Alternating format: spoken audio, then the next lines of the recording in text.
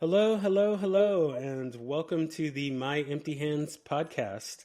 I am Reggie Darden, and I have Joe Marilao with me, and we're going to talk some Kempo and whatever else we happen to come across. I'm just really excited to have Joe on today because he is part of my first Kempo lineage, and I feel I feel like our side probably doesn't get as much mention as kind of some of the your usual Kempo people. So I'm just really excited to kind of you know chat with Joe about you know kind of my first instructor, Pete Salas, and just kind of the good old days of when he was coming up, and just real excited to have him on today. So to just kind of give a little bit of my background, I started in the mid '90s, and what was we called it Chinese Kempo. The curriculum is basically the Tracy's version of Kempo, and so started there and worked my way to about halfway to my third brown when I left for the Army. While I was in the Army, I got to do a little bit of Taekwondo, a little bit of Hapkido, a little bit of boxing, and once I got out of the military, I couldn't find a school that really fit my needs until I got involved in capoeira, and so I've been doing capoeira for coming up on 17 years now.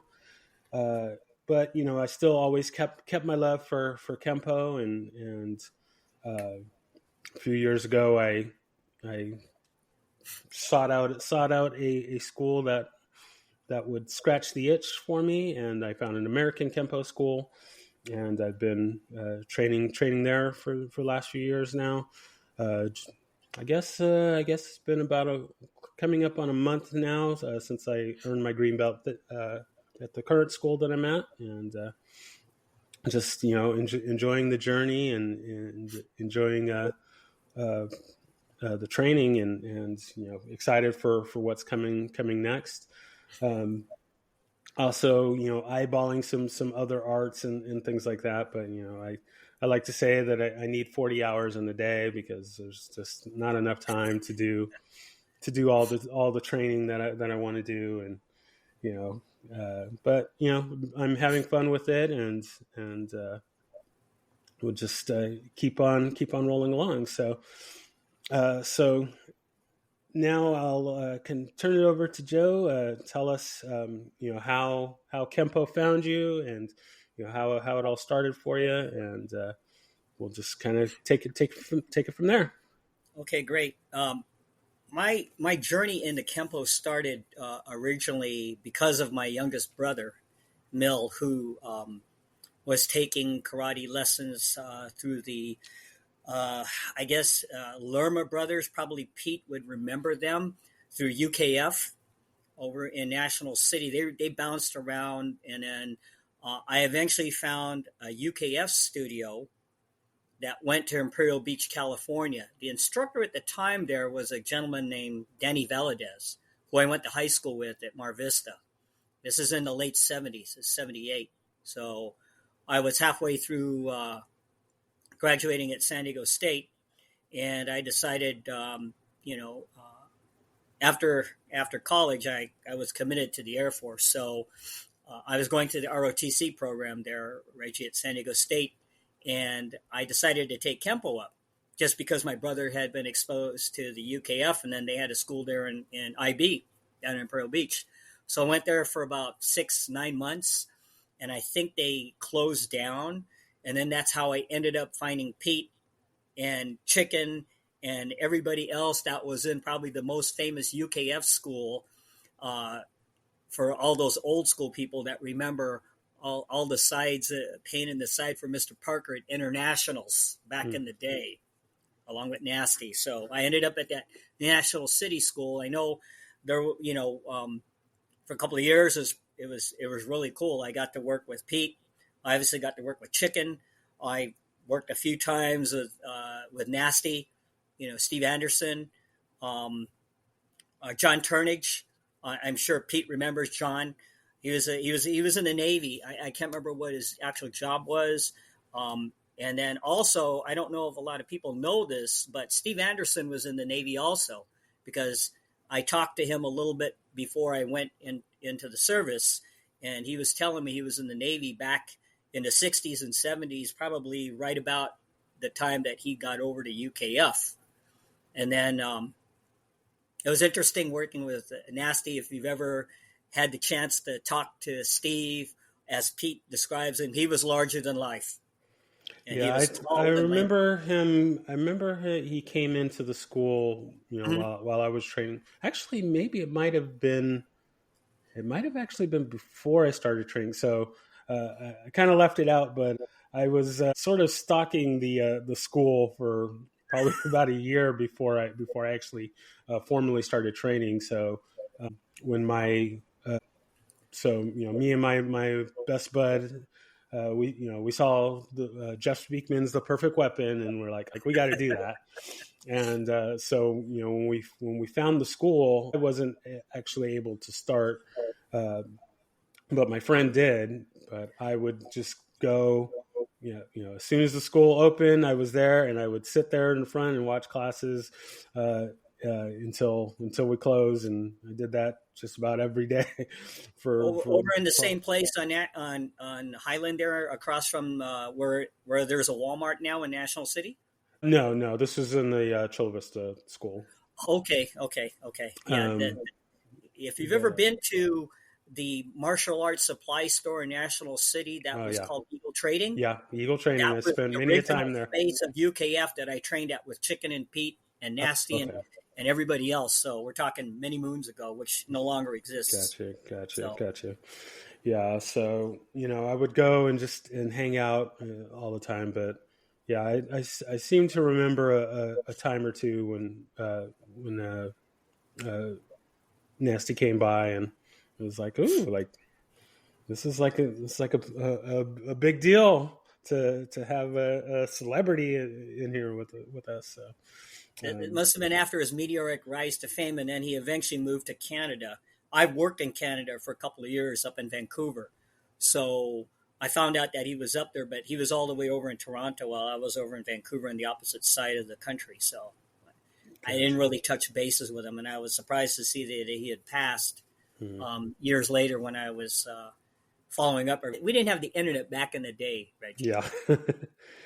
Yeah. The internet has definitely changed things for the good and the worse, depending on how you want to look at it. But Yeah. so when you so let's go back to when um, you joined the military. So kind Okay. of So after graduation, I was in the U.S. Air Force for 4 years, from 80 to 84. I tried to find a place to train in Kempo. Now, oddly enough, if anybody's ever been up to Spokane, Washington, the Air Force base is located in the west side of the city. I ran across a gentleman that taught Kempo at the time, and this is the early 80s, by the name of Skip Hancock. oh Um, yes. Mr. Hancock is definitely, you know, uh, one of the OGs with Mr. Parker.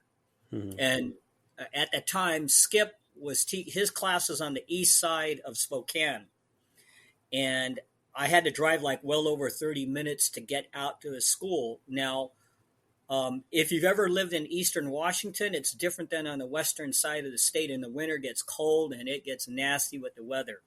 So I actually, that's the one thing good about show and tell here, is that my uh, my certificate, I want to make sure here that I had gotten from Mr. Hancock here.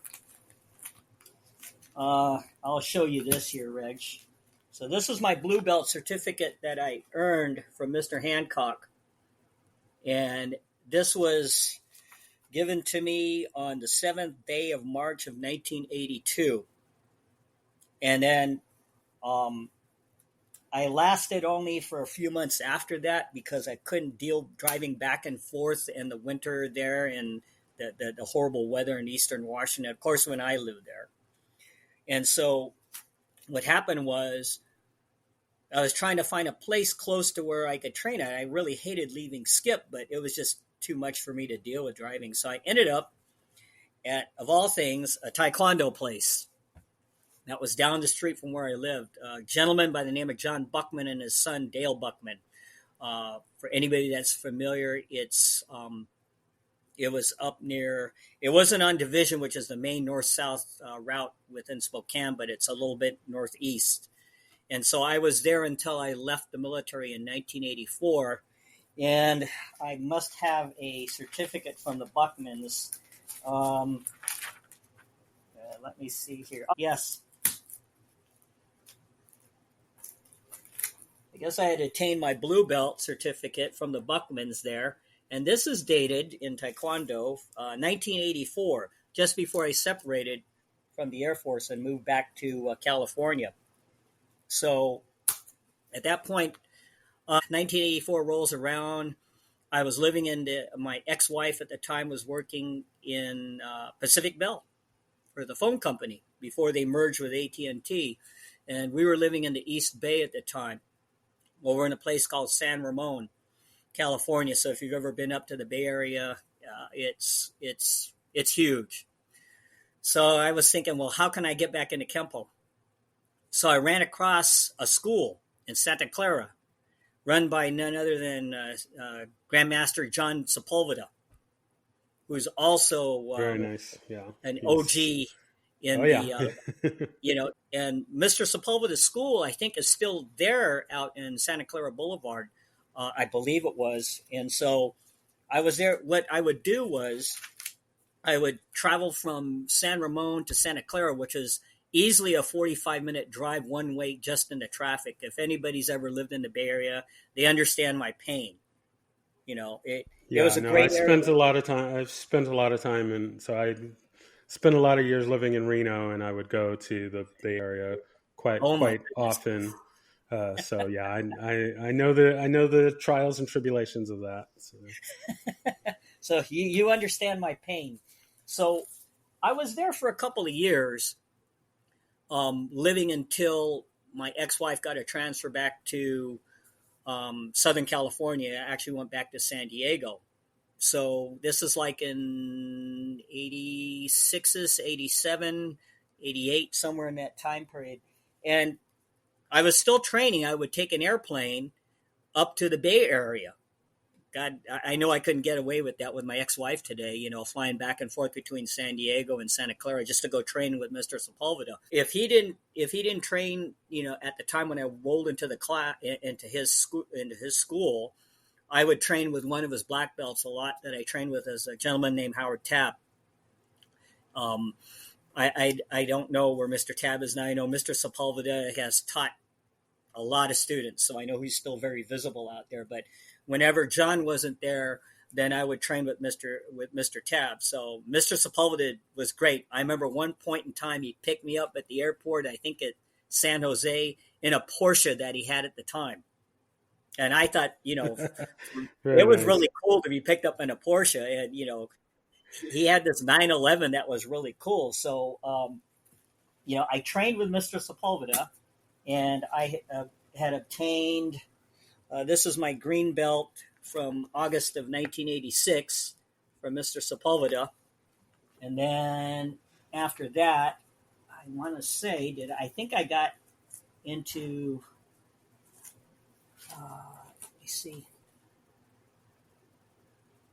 This is my second brown, but I'm trying to figure out where here's my third brown. So this was awarded by Mr. Tested from Mr. Sepulveda in 1988.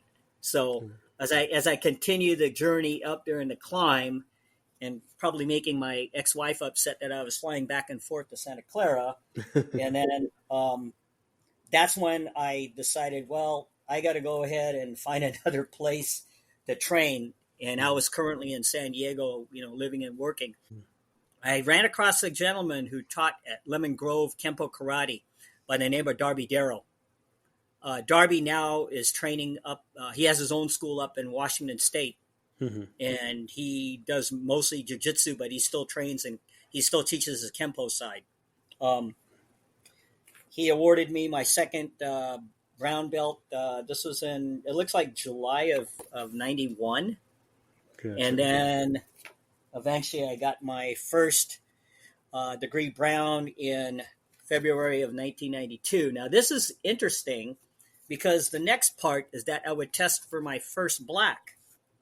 So I decided in August of 92 that, I had gone to internationals, I think the year before, and competed as a brown belt.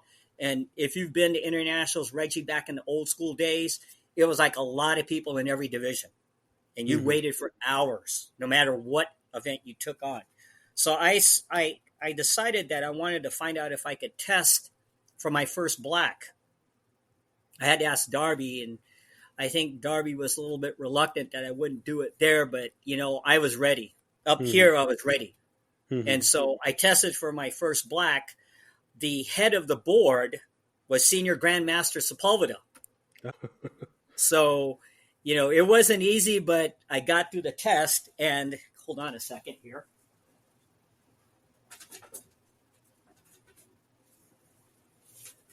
So this is the one that is most valuable to me in the Kempo thing was in the Kempo world, and the Ed Parker side was my first black. Very nice. I tested in August, at internationals, but Mr. Darrow got the certificate at his school in Lemon Grove on Broadway, if you're familiar with that area there. And he awarded that to me in December when the certificate came in. At that point, I was kind of like, well, what am I going to do, and this and that. And at that point, I had also gone into a different civilian job. I'm actually retired law enforcement on a federal side, over 23 years working for Homeland Security. So that kind of like took me off in another direction while trying to train also at the same time. Also, I had a few. I was training with another guy because Mr. Darrow had closed his school down, and a guy by the name of Gary Wilson, who runs American Family Kempo Karate out in Spring Valley. He's been there for years now. He's moved a couple locations. I was trying to find a place to train. I trained with him. His instructor was Willie Steele. So Mr. Steele also, I have a photo or two back in the day. He's one of the original founders, or that peer group that trained under Mr. Parker, and eventually I was with Gary in his school, and they aligned with the original American Kempo Karate Association. At that time, it was run by Mr. Hebler. So, Mr. Hebler is doing well now. I see Mr. Hebler all the time on the internet. I follow him, as he was one of Elvis's bodyguards. Oh, very nice. So I have a second and a third degree from OCA and American Family Kempo, but I kind of took the same approach that Pete did. Well, it was great to get the other degrees, but I was more interested in training. And for me, it was kind of the sparring thing that was really, kind of got me to where I'm at right now in my combat arts journey. So an interesting side note, my ex-wife and me, we went over to I can't remember who actually ran this. There was a black belt banquet or a banquet for Kempo artists somewhere in the LA area. And do you know who Mike Stone is? Yes. Okay, so Mr. Mike Stone was one of the speakers. Now, this is well before the internet, and there was as I would find out years later, there was all this kind of like backdrop story that Miss Priscilla Presley and Mike Stone and all this other stuff. Oh yeah. I didn't know any of that stuff. My ex-wife, who follows, the gossip columns like to this day, like paper, she was with me at this one banquet, and Mike Stone happened to be a speaker there. And I can't remember if Chicken was there or Pete or anybody else. or Mr. Parker's people, which I'm sure they were. Maybe Mr. Parker was even there, but all I remember was my ex-wife coming up to Mike Stone, and she said, and I just bugged her about this a few days ago. She goes, Mr. Stone, are you still dating Priscilla Presley? Now, you understand the ramification of that, Reggie, because of all the backstory on that. I had no clue, even for the first couple of months. And then as I started digging into it years later, I'm like, OMG, she really, really laid a landmine out there. Now, Mr. Stone was very cordial. He just said, I don't really have any comment on this. It's the way to handle it. Yeah, well, later on, years later, I just like taken aback by this. So fast forward, I was still training with Gary over at American Family Kempo out in Spring Valley, and Mr. Steele was actually technically my instructor. When I would go, talk to him about, training, and Senior Grandmaster Wilson now, was aligned with Mr. Hebler to go ahead and basically, run that part of OCA. And I don't know if you, hold on, let me show you this other certificate here.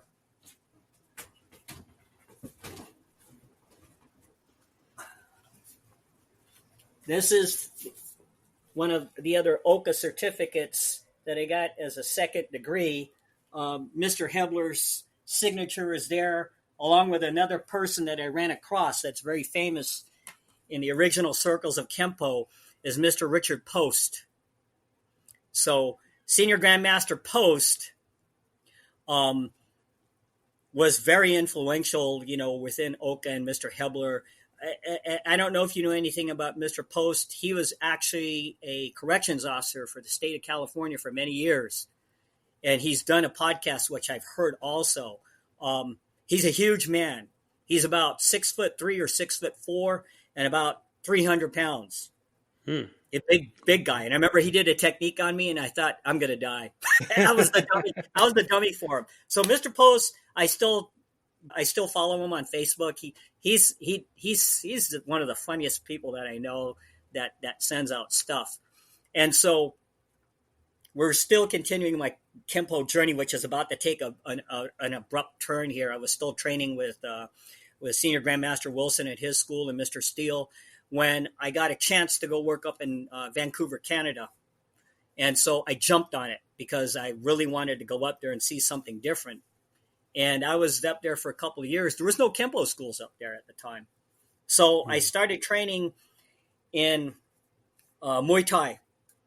Now, that was a total divergence. And the only reason that I trained in Muay Thai was there was a gentleman who was training with Mr. Wilson at the time, way back in the day with us and Mr. Darrow, by the name of Mike Asab. And he had taken a right turn and trained in Muay Thai and then came back into Kempo later on. I thought, you know what? Let me give it a shot.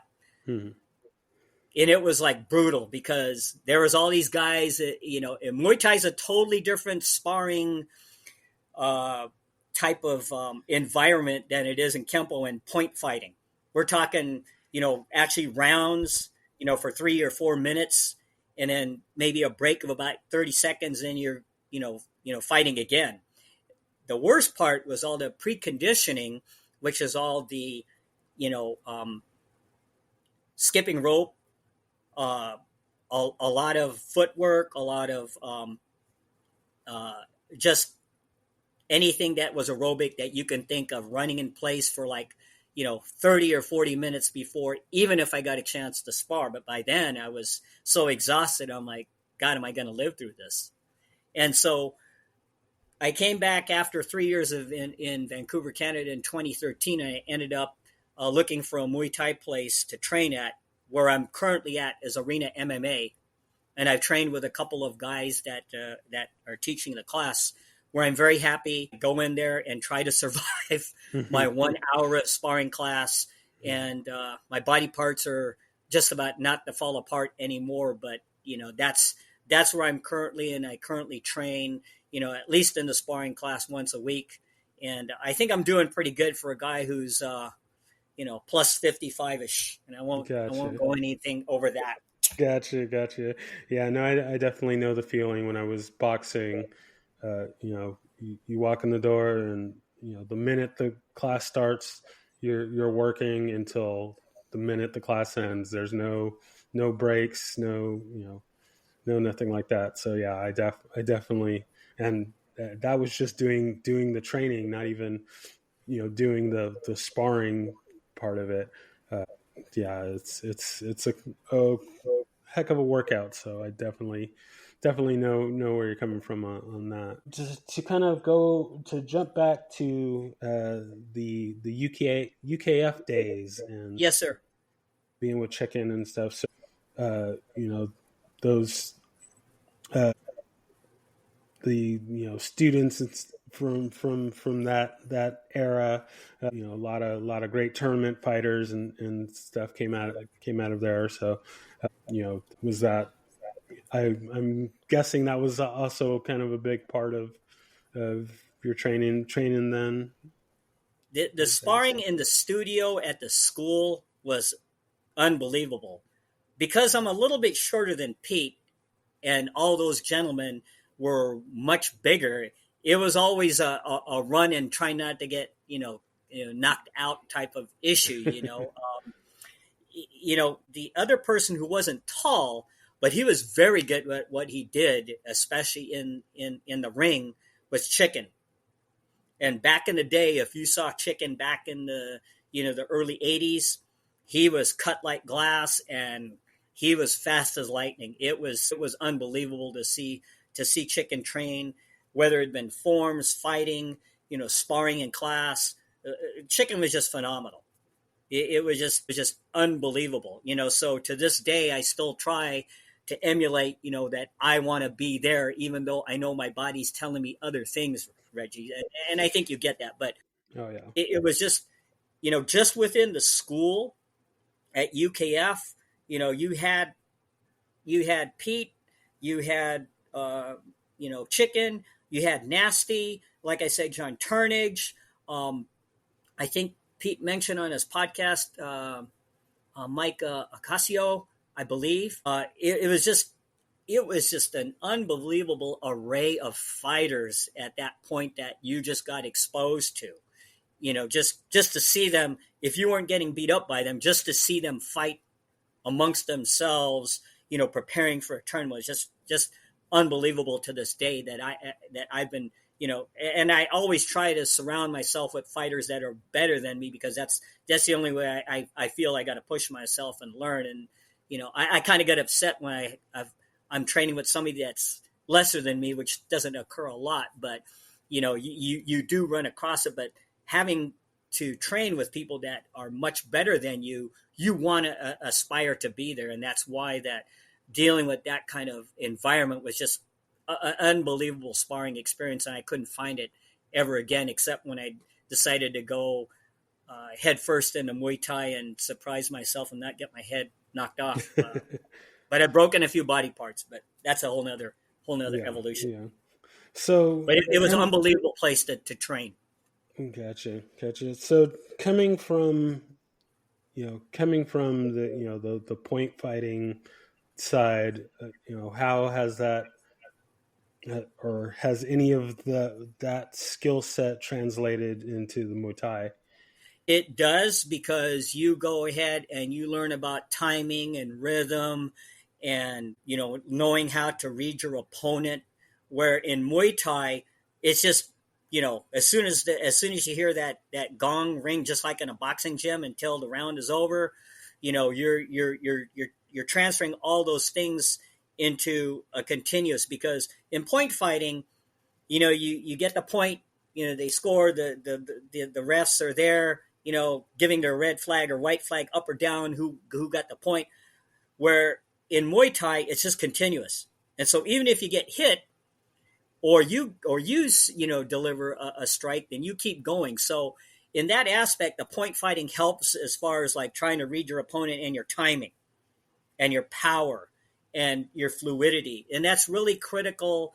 Even in Muay Thai is fluidity, even when you're light or medium sparring, because in order for you to develop a rhythm, you have to have fluidity. And it doesn't really matter what combat arts that you're taking up with. Once you develop a fluidity and a rhythm, then it actually gets easier to work with the other person that you're training with. And that's what I find that is really necessary, that that I took from Kempo into Muay Thai, is that you have to be fluid.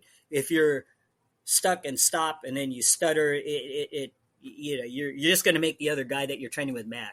So besides the Kempo and Muay Thai, and then the Taekwondo, is there any other arts that you've been involved with, or? No, but I did have a real interesting exposure to ground fighting and Brazilian Jiu Jitsu when I trained with Mr. Darrow, because before his school closed in the last 2 years, and I can't remember which of the Gracies that he had over at his school, but I remember he had one of them, and I'm sure Senior Grandmaster Wilson could remember this because he's got a far better memory than I ever do. So if you ever reach out to him in Spring Valley, say, hey, Joe forgot. There was somebody there that Mr. Darrow brought in. He'd be able to tell you, but Darby started incorporating ground fighting in with the Kempo, and it was a totally different physical conditioning aspect that really kicked my butt, because it's not like point fighting, stand up fighting, whatever you want to call it, sparring, where okay, you've got time to collect your thoughts and then make your move or throw your combination or your kick or whatever. In there, it's nonstop. You're trying to guess the next chess move that person is going to try to do on you. Like when you're watching UFC, you could tell that as the guy is either in the guard or he's in the mount, he's trying to think of what his next move is. It's the same thing training with Mr. Darrow. You're trying to, and these guys that Mr. Darrow, were teaching, which was all of us. Some of those guys had wrestling experience. I think wrestlers and anybody with a judo background makes it real easy for them to position themselves to accelerate in Brazilian Jiu-Jitsu, which I didn't have no background. So it was really tough for me. But the conditioning part was just as bad, if not worse, than dealing with like Muay Thai. So because it's continuous and it doesn't stop until the round is over or until you submit, you're on the go. So I was always spent at the end of those sessions. Yeah. I don't train in BJJ, but I do remember many a nights where one of our friends started training. Like with all of us at the time when the UFC came out, and we were all just kind of mesmerized by like, what is this jiu-jitsu, Brazilian jiu-jitsu stuff, what is this Gracie stuff going on. And one of my friends started training in BJJ with the Machados. Mm-hmm. And he would kind of show us some stuff here and there. And I remember quite a few nights where we would, after class, we would break out trying to get our Brazilian Jiu-Jitsu on, and we would just be at it for hours and hours, and just completely worn out, completely just drenched in sweat. And it's like, man, how do these guys do this? I remember some of those early UFCs, and it was like, well, we don't have a time limit, and they'd have like Hoist and Ken Shamrock and stuff going at it for an hour or so, and it was just crazy stamina and just crazy energy. But it's like you said, it's that chess game of just trying to figure out how to not only apply your move but get put in the position to where they can do a move on you. So. Correct. So that's huge. So kind of with that exposure, are you going to be getting into the BJJ, or? At this point in time, I'm just happy I can continue to train in Muay Thai, and what body parts don't break, because I found out for a couple of years ago that, I talked to my doctor, and he was like testing me for blood pressure. He goes, hey, your blood pressure is a little bit high. I want you to, do some stuff here. And I came back, and a couple of months later, he goes, it's still high. So he tried to get me on on lisinopril, and I wouldn't do it because the medicine made me drowsy. Well, that's really what sparked my change of diet, because I'm a private pilot. I've been flying since, the middle 2000s. And if I was to lose my license because of my blood pressure, it would be a difficult process to retain and get my license back. I would rather sell my kids if I could than lose my pilot's license, even though they're all grown up and nobody wants them. But anyway, that's a whole nother story. So that's why Nice. the Muay Thai was a motivational factor to keep my health in check. So my blood pressure is good, and my diet and all that kind of stuff. So that's why I just really take to that like a fish out of water. I just got to make sure that I try not to get too injured now. And so it's like what I tell people when they go into any of the combat arts. It's not if you get hurt, it's going to be when. And all you can do is just try to take the best care of yourself. And if you do get injured, try to do what you can to recover as quickly as possible and get back into it, and don't stop. Because once you stop, it's hard to get back into it. So that's my whole philosophy in training, is that I just keep training. And I guess I'll keep training until I can't anymore, and I'm no longer on this earth. But that's a whole nother issue. Yeah, that's I like to say, I'm going to train until 10 minutes after I'm dead, and then I can stop. But yeah, no, just keeping it going is crucial. And in kind of today's world of technology and all this, it's good to have something where you're moving, where you're getting that blood pumping and the heart beating and the body movement. I work in the IT world, so I'm behind a screen all day long, and then then I come home and I'm still behind the screen. But yeah, no, having Kempo and having the martial arts to keep me going is really, really crucial. And I think more people need to have that in their lives to keep things going. Okay, let me do something here. This is going to be kind of bad pod, but maybe I might be able to edit this in. So my next guest, Lee Wedlake, is actually just popped in. Oh, wow. So Another famous. Yeah. I'm gonna bring him in and kind of get him up to speed here, and we'll kind of jump back into things here. So one sec. Hello. All right, Reggie Darden. Hello, Mr. Wedlake. Thank you so much for being on. So, as you can probably see, I am on with Mr. Marilao here. So, I'm going to let's see. What am I going to do? If you don't mind holding on for a little bit while we finish up, and then we'll jump in. Sure. Mr. Wedlake. Good to see you. Good to see you, sir. I am honored in your presence. You're very well known in the Kempo world. There, I am just but a student, sir. Hey, well, so am I. That makes two of us. Me too. As I'm explaining to Reggie, I've got a lot of folks that I know you've run across that have you've either trained with or had seminars to deal with. It's an honor to meet you, sir. Yeah, cool. It's good to hear. You don't have a warrant out for me or anything, do you? No, sir. I'm retired law enforcement also. Very nice, very nice. So yeah, let's kind of jump back here. I guess let's kind of hit our.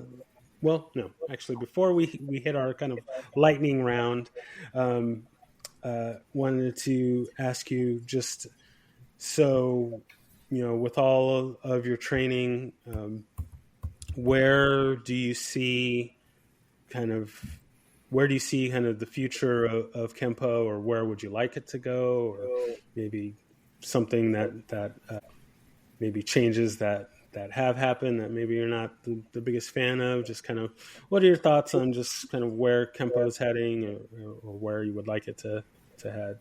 Okay, so are you asking me to think about this and then you're going to kick this off in the interview, or are we starting right now? Well, I would say for you, think about it, because I will ask you that when we do ours, Okay. and then for Joe here, yeah, what's your kind of thoughts on that? Well, considering that I've spent the last 10 plus years in the Muay Thai side as opposed to the Kempo side, I still I still train a lot of the techniques that I learned throughout the years, between Mr. Sepulveda, Mr. Darrow, Mr. Steele, being a dummy for Mr. Post also, and I didn't really feel like to be. And I incorporate, in my own personal training, the weapons training, especially any rod or lance techniques. Because as prior law enforcement, your biggest fear is running across, either a gun or a knife. And so I still incorporate that training in my own personal training, even though I don't always, utilize all the techniques that I've learned throughout the years until I got promoted to my first black. But like I said, I was very fortunate to run across all these people in the field, and even to even go to a few seminars and listen to Mr. Hebler. That was always an eye-opening experience. So, those things are still with me. I may not use all the techniques that I've learned. The only great thing about at this point is that years ago we didn't have YouTube. So if I forget something, even though I refer back to my book here and all my notes and everything that started from day one, in the Kempo side, especially in the Parker side, that Mr. Sepulveda and Mr. Hancock told me, hey, you got to have a notebook, and I was like, notebook, what's that? And so I had to put all the techniques in there, the sparring techniques, the forms, and then when I remember, I still even have my black belt thesis when I tested for first black. It's still in that book there. It's incredible. But with all that volume, the most important part is that, like what Pete covered in his thing, is in his own podcast with you, is that you use what you need to use in order to fit it for your body style, your system that Mr. Parker talked about, and you adapt it for you to win if you're forced into that situation. And that's really what I take from Kempo, because I still utilize it, even though I've been in Muay Thai for like the last 10 plus years. Even I don't know why I keep getting hit across the side of the head way too many times. But anyway. Very nice, very nice. Okay, so yeah, let's hit our little lightning round here as we close in on wrapping up for our time today. So the first thing being, and this might be a little bit challenging since you've been kind of, I guess, kind of distanced from Kempo a little bit, but do you have a favorite technique? Well, I'm just going to go with delayed sword, because I always figure that anybody that challenges a little guy like me at 130 pounds, they're going to try to grab me. So I'm going to try to, utilize, some sort of defense against that grab. And then from there on, then you have to go ahead and figure out what we're going to do. I'm always looking for basically three things: a grab, a push, and a weapon. At least in my world when I'm out in the street there, because living in Southern California, growing up here, it's different than it is today. And I always think that, something bad can happen, and if it can, it will. So as far as I'm concerned, as soon as I step out the door, I better be ready. And that's the mentality I take when I train in the morning, because I still train every day, even if it's just for, 30 minutes. And like I said, I utilize all the basic 10 techniques, that they teach all the yellow belts, the delayed sword, alternating mace, sword of destruction, deflecting hammer. I still use that, and I still go over that, because it could be something as basic. And deflecting hammer is actually one of my favorite techniques. It's actually my favorite technique as opposed to delayed sword, because I figure everything is going to start from at that point, even though I believe the original technique is against a kick. But usually somebody, because I'm so short, at 5'4", they're going to come to my head, and I'm just going to go there. I'm going to go here. I'm going to go up there.